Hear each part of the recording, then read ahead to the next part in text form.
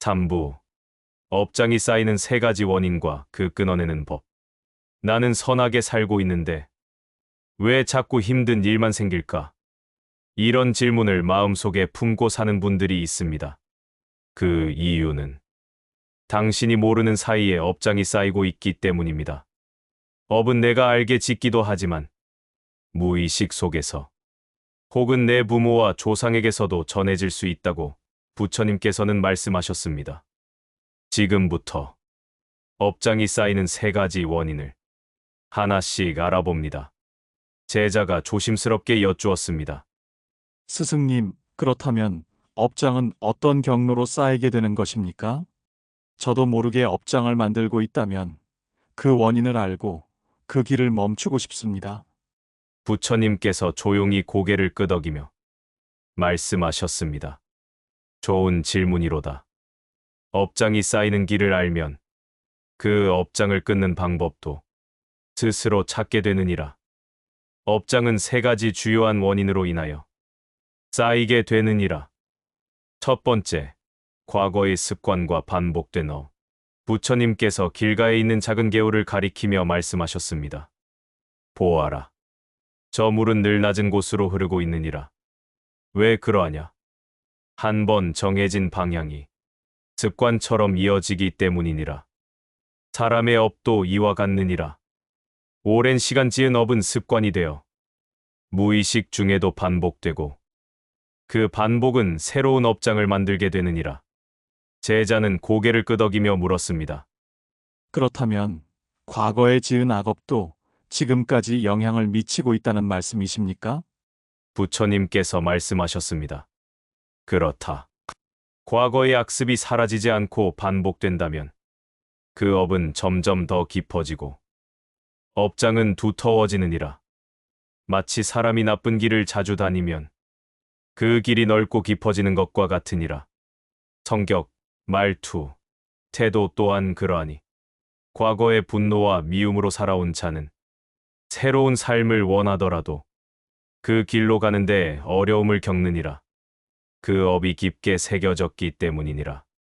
제자는 고개를 숙이며 말했습니다.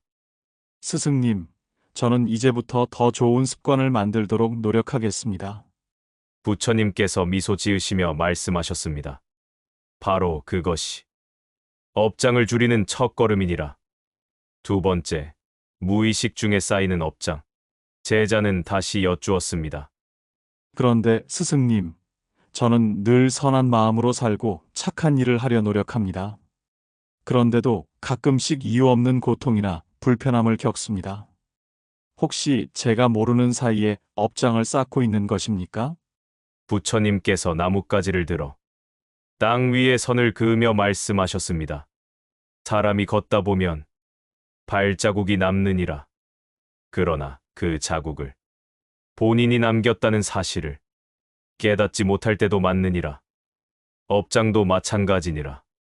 사람은 말, 생각, 행동으로 매 순간 업을 짓고 있으나 그 대부분은 스스로 인식하지 못한 채 행하느니라. 제자는 조심스럽게 여쭈었습니다. 그렇다면 말과 생각도 업장을 만드는 것입니까? 부처님께서 고개를 끄덕이며 말씀하셨습니다. 그렇다. 험담을 하거나 거짓말을 하면 그것이 곧 업이 되고 마음속에서 미움과 원망을 반복하면 그 또한 업이 되느니라. 남을 향한 비난의 말은 스스로에게 업장을 만들고 늘 부정적인 생각을 품는 사람은 삶 자체가 점점 무거워지느니라. 그러므로 너희는 항상 말과 생각을 살피도록 하라. 그것이 바로 업장을 줄이는 길이니라.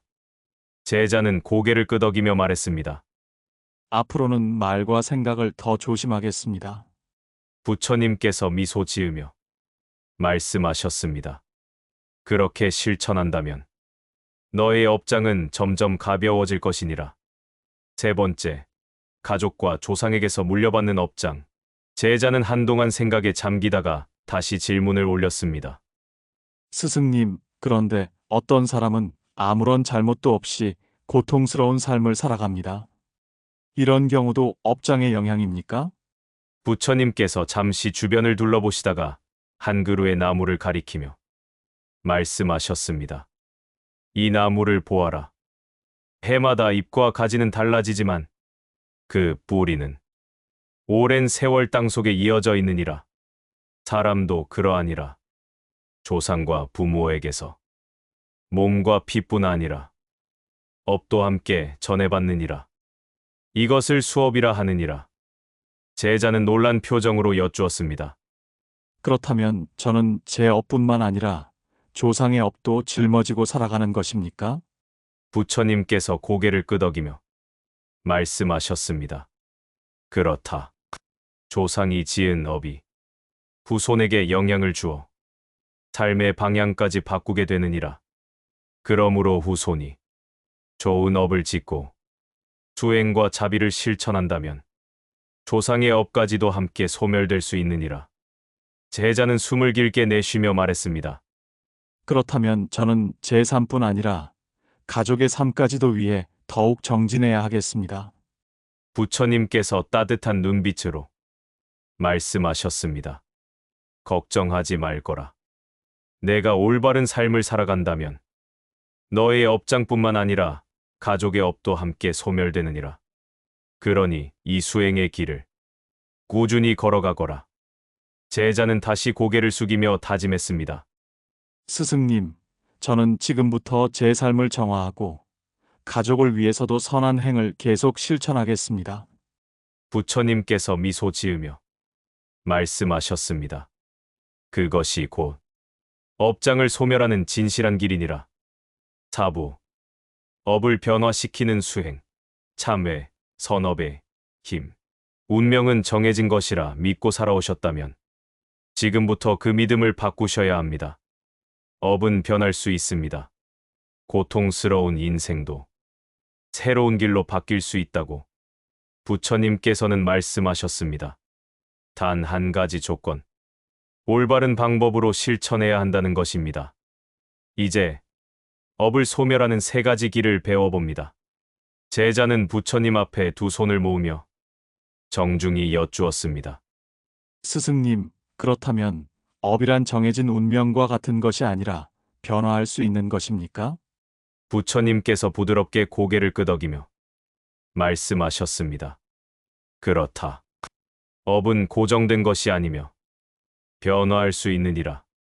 중요한 것은 그 변화를 이끌어낼 올바른 방법을 아는 것이니라. 부처님께서 땅에 떨어진 낙엽을 집어 말씀하셨습니다. 이 낙엽을 보아라.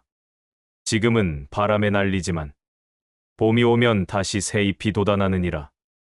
업도 이와 같아서 계속해서 변하고 흐르느니라.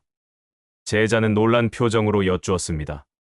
저는 업이 정해진 인과처럼 선은 선대로, 악은 악대로 정해진 대로만 결실을 맺는 줄 알았습니다. 부처님께서 조용히 말씀하셨습니다. 업은 인과에 따라 결실을 맺지만 그 인과조차 새로운 업에 의해 달라질 수 있느니라. 예를 들어 한 사람이 과거에 많은 악업을 지었더라도 진심으로 참회하고 지속적으로 선한 행을 실천한다면 그 업보도 점차 변하느니라. 마치 더러운 물에 맑은 물을 계속 붓는다면 언젠가는 깨끗해지듯이 말이니라. 제자는 감동한 듯 말씀드렸습니다. 스승님, 그렇다면 우리는 운명에 얽매일 필요 없이 스스로 바꿀 수 있는 삶을 살 수 있겠군요. 부처님께서 고개를 끄덕이며 말씀하셨습니다. 그렇다. 업보는 고정된 것이 아니라 변화하는 법이니라. 하지만 그것은 올바른 방법으로 실천할 때에만 진정한 변화가 이루어지느니라. 그렇지 않으면 아무리 시간이 지나도 업장은 사라지지 않느니라. 첫 번째, 선업을 쌓아 악업을 덮는 수에 제자가 다시 여쭈었습니다. 스승님, 그렇다면 과거의 악업을 씻어내기 위해서는 무엇을 먼저 해야 합니까? 부처님께서 손을 들어 공중의 원을 그리며 말씀하셨습니다. 악업을 소멸하는 가장 빠른 방법은 선업을 쌓는 것이니라. 너는 어두운 방을 환하게 하려면 무엇을 해야 하느냐? 제자는 잠시 생각하다가 대답했습니다. 등불을 켜야 합니다. 부처님께서 빙긋이 웃으며 말씀하셨습니다. 그렇다. 어둠을 없애려면 빛을 들이듯 악업을 없애려면 선업을 짓는 것이니라. 수행을 하고 자비를 베풀고 좋은 말을 하고 남을 돕는다면 그 선업이 악업을 덮고 새로운 운명을 만들어 가게 되느니라. 제자는 다시 고개를 끄덕이며 말했습니다. 그러면 저는 지금부터라도 선업을 쌓겠습니다. 하지만 스승님 만약 과거의 악업이 너무 깊고 크다면 선업만으로는 부족하지 않겠습니까? 부처님께서 조용히 말씀하셨습니다. 그렇다. 악업이 깊고 무겁다면 단지 선업 몇 가지로는 덮기 어렵느니라. 그럴 때 필요한 것이 진심에서 우러나오는 참회이니라. 두 번째, 업장을 녹이는 참회의 힘. 제자가 물었습니다. 참회라 함은 단순히 후회하는 마음을 말씀하시는 것입니까? 부처님께서 고개를 저으며 말씀하셨습니다. 아니니라. 참회란 그저 후회하는 것이 아니라 진심으로 잘못을 깨닫고 다시는 반복하지 않겠다는 다짐과 실천을 포함해야 참된 것이 되느니라. 부처님께서는 참회의 4가지 단계를 설명하셨습니다. 첫째, 깨달음이니라. 무엇이 잘못이었는지 정확히 아는 것이요. 둘째, 반성이니라. 그 잘못이 자신과 타인에게 어떤 고통을 주었는지를 깊이 성찰해야 하느니라. 셋째, 용서이니라. 상처받은 이들에게 진심으로 사과하고 자기 자신도 용서해야 하느니라. 넷째, 실천이니라. 다시는 같은 잘못을 반복하지 않도록 자신을 살피고 다짐하는 실천이 따르지 않으면 그 참회는 공허하니라. 제자는 부끄러운 듯 고개를 숙이며 말했습니다. 스승님, 저는 후회를 하면서도 같은 실수를 반복한 적이 많습니다. 부처님께서 조용히 말씀하셨습니다. 그것이 바로 업장이 깊어지는 원인이니라. 후회는 업장을 건드릴 뿐이지만 실천이 따르는 참회는 업장을 씻어내느니라. 제자는 두 손을 모으며 말했습니다. 스승님, 이제야 업장을 소멸하는 길이 무엇인지 알겠습니다. 저는 앞으로 선업을 쌓고 진심으로 참회하며 저의 삶을 정화하겠습니다. 부처님께서 따뜻한 미소를 지으며 말씀하셨습니다. 그것이 올바른 길이니라. 모든 것은 너희 자신에게 달려 있느니라. 어떤 삶을 살아가느냐에 따라 업도 변하고 운명도 바뀌는 법이니라. 오부, 업장을 소멸하는 5가지 수행법과 변화의 증거. 기도만 하면 뭐가 달라지겠냐고 생각하신 적 있나요? 그런데 부처님께서는 진심으로 하는 수행은 반드시 업장을 소멸시킨다고 하셨습니다. 말뿐인 참회가 아닌 몸과 마음으로 실천하는 기도와 수행, 그것이 진정한 변화를 가져옵니다. 업장을 실제로 변화시키는 5가지 수행법과 실제로 삶이 달라진 사람들의 이야기를 전해드립니다. 제자는 부처님께 정중히 여쭈었습니다. 스승님, 업장이 소멸된다고 하셨지만 정말 그것을 경험한 사람들이 있습니까? 삶이 변한 사례가 있다면 저에게 들려주십시오. 부처님께서 조용히 미소 지으며 말씀하셨습니다. 그렇다. 참회와 수행으로 업장을 소멸한 이들은 삶의 깊은 변화와 평온을 얻었느니라. 첫 번째 이야기, 용서와 수행으로 병과 불행을 이겨낸 여인. 어느 날, 한 여인이 스님을 찾아왔습니다. 스님, 저는 아무리 노력해도 행복해질 수 없습니다. 몸도 아프고 모든 일이 막혀 있습니다. 왜 저는 이토록 힘든 삶을 살아야 합니까? 스님께서 조용히 말씀하셨습니다. 그대 마음속 깊은 곳에 원한이 자리 잡고 있기 때문이니라. 미움과 원망은 삶을 어둡게 하고 몸과 마음을 병들게 하느니라. 여인은 스님의 말을 처음엔 받아들이지 못했습니다. 하지만 곰곰이 생각해보니 그녀가 미워하던 사람은 이미 세상을 떠났고 불행을 겪고 있는 이는 결국 자신뿐이었습니다. 그녀는 결심하고 용서 수행을 시작했습니다. 매일 기도하고 자신과 타인을 용서하는 마음을 키웠습니다. 시간이 흐르면서 그녀의 병은 차츰 나아졌고 삶의 막힘도 하나씩 풀리기 시작했습니다. 그녀는 말했습니다. 용서할 수 없다고 생각했지만 결국 나를 괴롭히고 있었던 건 내 마음이었습니다. 용서하자 나도 자유로워졌습니다. 이후 그녀는 많은 사람들에게 용서와 화해의 중요성을 전하며 살아갔습니다. 두 번째 이야기, 108배 수행으로 병을 이겨낸 남자. 한 남자가 있었습니다. 그는 거친 삶을 살며 많은 사람과 다투고 불화 속에 살아왔습니다. 그러던 어느 날 이유 없이 병이 찾아왔습니다.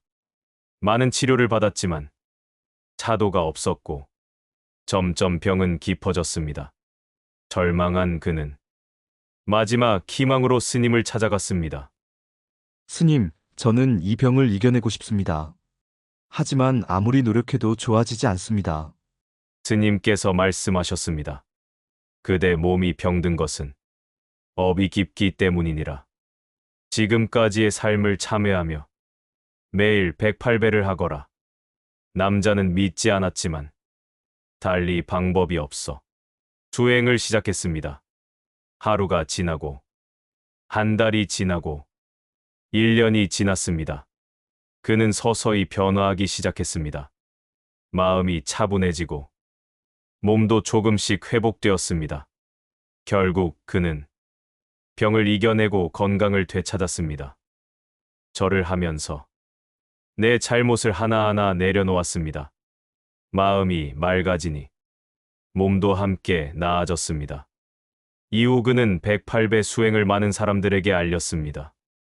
부처님께서 조용히 말씀하셨습니다. 업장을 소멸한 이들은 공통적인 세 가지 변화를 겪느니라. 첫째, 마음이 가벼워지고 평온해진다. 예전에는 이유 없이 불안하고 초조했지만 업장이 사라지면 마음이 고요해지느니라. 둘째, 좋은 인연이 찾아온다. 부정적인 기운은 멀어지고 맑고 따뜻한 인연이 자연스럽게 다가오느니라. 셋째, 삶의 의미를 깨닫고 감사하는 마음이 커진다. 예전엔 불평이 많았으나 작은 일에도 감사함을 느끼고 삶의 기쁨을 발견하느니라. 제자가 마지막으로 여쭈었습니다. 스승님, 업장이 소멸된 이후에도 다시 업을 짓게 된다면 또다시 고통을 겪게 되지 않겠습니까? 어떻게 하면 맑아진 업장을 유지할 수 있습니까? 부처님께서 부드럽게 미소 지으며 말씀하셨습니다. 좋은 질문이로다. 업장은 소멸되더라도 주의하지 않으면 다시 쌓일 수 있느니라. 마치 청소한 방도 관리를 안 하면 먼지가 다시 생기듯 너의 마음과 말과 행동도 끊임없이 맑게 해야 하느니라. 그리하여 부처님께서는 5가지를 경계하라 하셨습니다. 첫째, 말을 조심하라.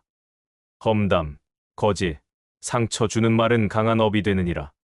둘째, 탐욕을 경계하라. 지나친 욕심은 집착을 낳고 업장을 키우느니라. 셋째, 분노를 다스리라. 화는 강한 악업을 낳으니 침묵하고 호흡을 돌보라. 넷째, 음식을 절제하라. 과식, 탐식은 마음을 흐리고 몸을 병들게 하느니라. 다섯째, 몸과 마음을 청정히 하라. 단정한 몸과 맑은 마음이 업장을 다시 막아주느니라. 매일 실천하는 작은 수행이 길을 밝힌다. 부처님께서 말씀하셨습니다. 크고 위대한 일만이 업장을 소멸하는 것은 아니니라. 매일 실천하는 6가지의 작은 수행이 너희의 삶을 맑게 하느니라. 첫째, 아침에 감사 기도하라. 하루를 시작하며 오늘도 선한 마음으로 살겠습니다. 다짐하라. 둘째, 하루 한 번 남을 도와라. 작은 친절도 크게 밝히는 수행이 되느니라. 셋째, 따뜻한 말 한마디 건네라. 그것이 누군가의 업장을 덜어주는 공덕이 되느니라. 넷째, 저녁엔 반성하라. 오늘 하루 잘못한 것이 있다면 진심으로 참회하라. 다섯째, 매일 10분 명상을 하라. 고요히 앉아 호흡을 가다듬으면 마음속 번뇌가 사라지느니라. 여섯째, 108배나 염불을 꾸준히 하라. 몸과 마음이 함께 움직이면 업이 점점 맑아지느니라. 제자는 깊이 고개를 숙이며 말했습니다. 스승님, 이제부터 저는 매일 작은 수행을 실천하며 저의 마음을 다스리겠습니다. 부처님께서 흐뭇한 미소를 지으며 말씀하셨습니다. 너의 그 마음이 이미 업장을 밝히는 등불이 되느니라. 오늘 영상이 여러분에게 어떤 울림을 주었나요? 가장 기억에 남는 부처님의 말씀을 댓글로 남겨주세요. 당신의 한마디가 다른 누군가의 업장을 걷어내는 빛이 될 수 있습니다. 다음 시간에도 부처님의 가르침과 함께 여러분의 마음을 채우는 시간으로 찾아오겠습니다. 언제나 평온하시길 바랍니다.